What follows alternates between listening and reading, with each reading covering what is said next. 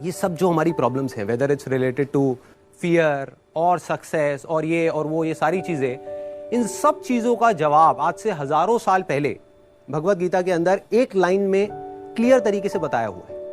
Problem क्या है कि हमको वो लाइन समझ नहीं आ रही। मुझे भी समझ नहीं आई थी जब मैंने पहली बार सुनी थी।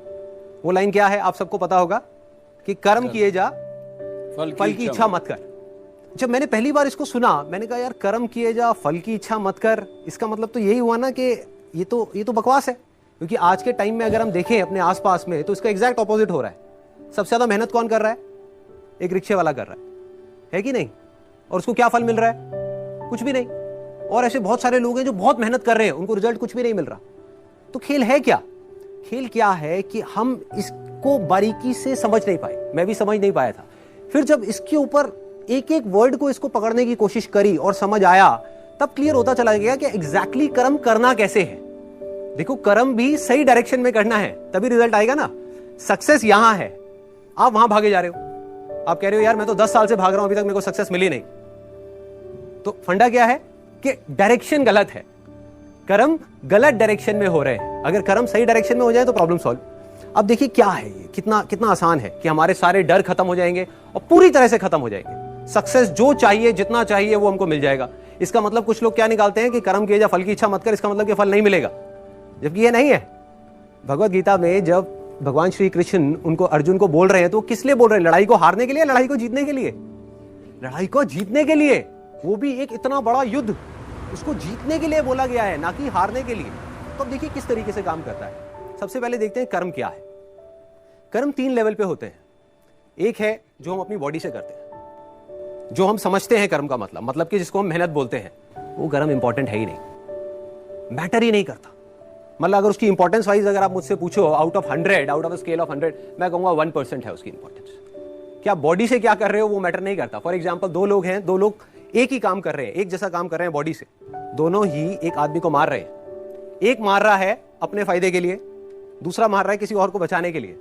तो बॉडी के लेवल पे दोनों सेम कर्म कर रहे हैं, लेकिन माइंड के लेवल पे अलग अलग कर रहे हैं। तो दूसरा कर्म का जो स्तर है वो है जो हम बोलते हैं। तीसरा है जो हम सोचते हैं। असली खेल यहां है। जो आदमी सही सोच नहीं सकता, क्या वो सही बोल सकता है? इम्पॉसिबल। जो सही बोल नहीं सकता वो सही करेगा क्या? तो सारे जो कर्मों की बात हो रही है वो यहां हो रही है। और वो कर्म क्या है? सोच के लेवल पे। और जिसकी सोच सही डायरेक्शन में हो गई, उसकी लाइफ सही डायरेक्शन में जानी, उसको तो फल मिलना ही मिलना है।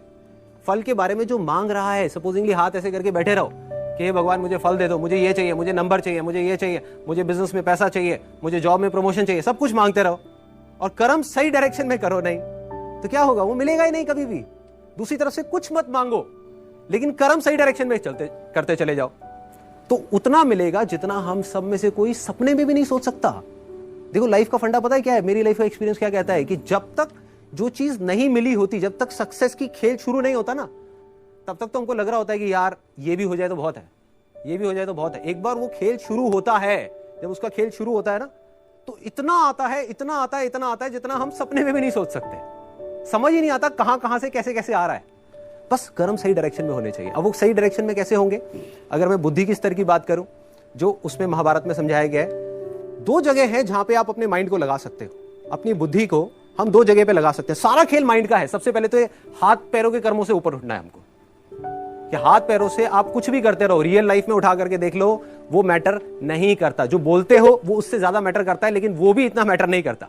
कोई आदमी बोलता तो बहुत बड़ी बड़ी बातें, जब करने की बारी आती है कुछ भी नहीं करता। ये अंदर कुछ और सोच रहा है, बोल कुछ और रहा है। जब ये तीनों चीजें सिंक हो जाती है कि जो आप सोच रहे हो वैसे ही आप बोल रहे हो और वही आप कर रहे हो, तब मिरेकल्स होना शुरू हो जाता है। तब कुछ एक्स्ट्रा ऑर्डिनरी होता है, तब हिस्ट्री क्रिएट होती है, तब वो चीज होती है जिसके लिए सक्सेस बहुत छोटा वर्ड है। सक्सेस से कुछ बहुत बड़ा हो जाता है जो हमने सपने में भी नहीं सोचा होता।